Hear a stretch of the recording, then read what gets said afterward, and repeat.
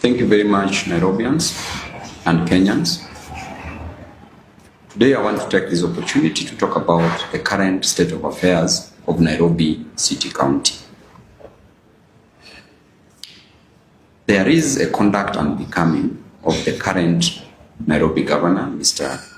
Johnston Arthur Sakaja, in the running of Nairobi County. I want to let Nairobians and Kenyans know that there is a plan that has been hatched by the governor to take a loan of 6.92 billion Kenya shillings from Sidian Bank. We all know the owner of Sidian Bank, which is closely associated with the President of the Republic of Kenya. When the cooperation was signed between the county government and the national government, Governor did clearly state that he was helpless and could not work for Nairobians. He was clearly calling the national government for help, and that the responsibility that was bestowed on his shoulders, that rested on his shoulders, was clearly transferred to the national government. A clear indication of incompetence. Then the president came out and advised Nairobians that 80 billion Kenya shillings was set aside to help in the smooth running and control of Nairobi City County. To our surprise, a budget was passed at the National Assembly, and that 80 billion Kenya shillings was not budgeted for. I did ask the Minister for Finance, Mheshimiwa John Mbadi, who clearly stated that there could be other means to fund Nairobi, because he himself could not see the 80 billion shillings in the current budget. And therefore, those were just mere statements of puff and misrepresentation of facts. Then we come to the elephant in the room, where the county government of Nairobi, through the governor, has decided to take a loan of 6.92 billion Kenya shillings. What do they say? That this money will be used, in different wards to fund the ward development programs at a tune of 2.8 billion Kenya shillings, and that the remaining money would be used to pay salaries. Now, these are the facts for Nairobians. Number one, there is an existing loan that was taken in 2011 from Equity Bank of 2.5 billion Kenya shillings. These 2.5 billion Kenya shillings could not be paid by the then city council, then was a city council. Then KCB came in to buy this loan from Equity Bank when it had generated an interest, and the loan was now accumulated to a total of 4.2 billion Kenya shillings.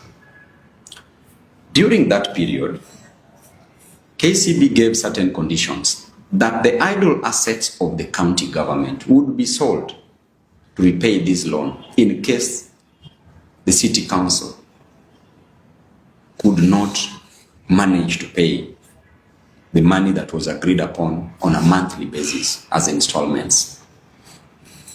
Number two, that KCB would be part of the banks to collect the revenue. And number three, that these monies, the 4.2 billion, on a monthly basis, 141 million Kenya shillings would be paid to KCB This was around 2016, during the reign of Governor Evans Kidero. To our surprise, the county government could not pay this amount of 141 million Kenya shillings and opted to talk to KCB, who agreed that a total of 55 million Kenya shillings would be paid. The then collection of the county government was around between 12 to 13 billion Kenya shillings. Remember and note this, that at 12 billion Kenya shillings, the county government under Kidero could not pay the 55 million Kenya shillings as installments on a monthly basis. And this drives us to a point that since then, this loan has been accumulating in terms of interest. And therefore, the long and the short story of the first loan is that we were unable and are still unable to pay the initial loan that was taken. Now come to this current loan of 6.92 billion Kenya shillings. The MCAs have been convinced to pass this loan this week. The loan has been enshrined in the budget, which is an illegality in the first place. Loan put in as a revenue, source of revenue, but how it is being spent, the expenditure part of the loan, has not been indicated. Even the MCAs who are being lied to, that they'll be given 2.8 billion Kenya shillings as forward development programs. That money has not been indicated how it will be spent. In the cash flow statement, it should show cash in and cash out. Cash in is coming. Cash out has not been shown, which means that this money is going to be used for campaigns. This is money that is going to be stolen. This is money that is going to be defrauded. And who is going to pay this money? Pay back this money? Wananchi wa Nairobi, through their hard-earned cash. I want to warn the MCAs and advise them at the same time that you should only pass this budget, this loan, on one condition: that you should be shown how this money will be spent. Because Governor Sakaja has refused to produce documents to show you the expenditure side of this money. And therefore, even your world development programs is not safe. If 2.8 billion is going for the World Development Fund, the remaining amount of money, over 4 billion, will be used for what? Not shown. I want to tell you and remind you of what I've just said, that during Kidero's era, Kidero used to declare an on-source revenue of 12 billion Kenya shillings annually. Sakaja currently, from 2013, Sakaja currently still declares an on-source revenue of 12 billion Kenya shillings. Recently, 2025-2026 financial year, he declared an on-source revenue of around 13.8 billion Kenya shillings, which included revenue collected from hospitals. Then there was no hospital. So subtract around 1.2 billion Kenya shillings that comes from hospitals. Therefore, from 13.8, we remain with 12.6 billion Kenya shillings, which is an equivalent of what used to be collected in 2016. 2013-2016. Does this make sense to Nairobians? It means that money that is being declared as on-source revenue is undervalued. They are declaring less amount of money. So which means that there's fraud taking place there. Why would you take a loan of 6.92 billion Kenya shillings if the county government has its own source of revenue plus money from the national government of 20 billion? According to World Bank report that was released sometime last year, Nairobi County should be run on an on-source revenue of approximately 67.5 billion Kenya shillings, plus the national government revenue, which is 20 billion a total of 87.5 billion Kenya shillings. But instead, the governor of Nairobi declares an on-source revenue of around 13 billion Kenya shillings annually, which was declared during Kidero's era. So that clearly tells you that the governor of Nairobi is part of the syndicate that is stealing money meant for Nairobians.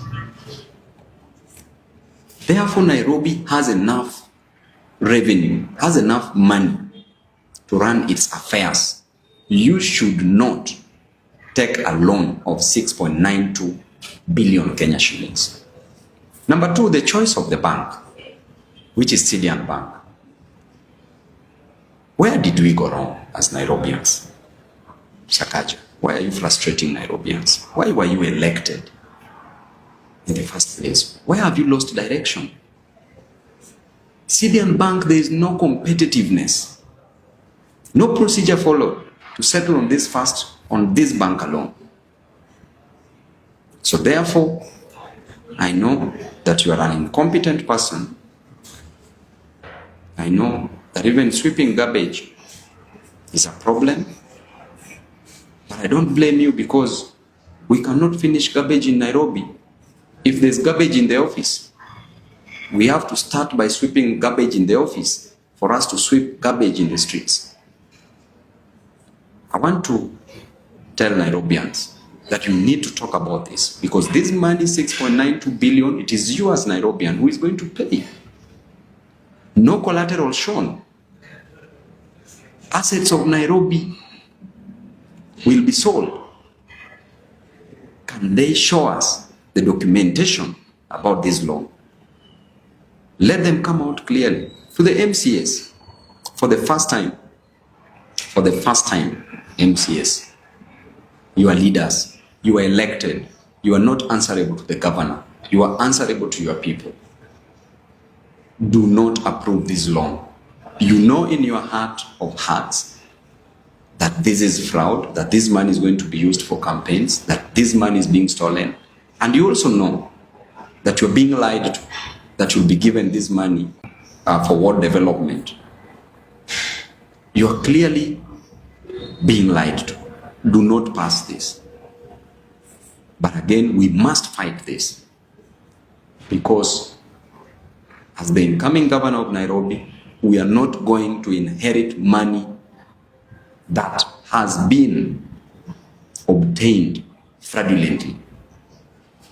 Nairobians will not pay back this money.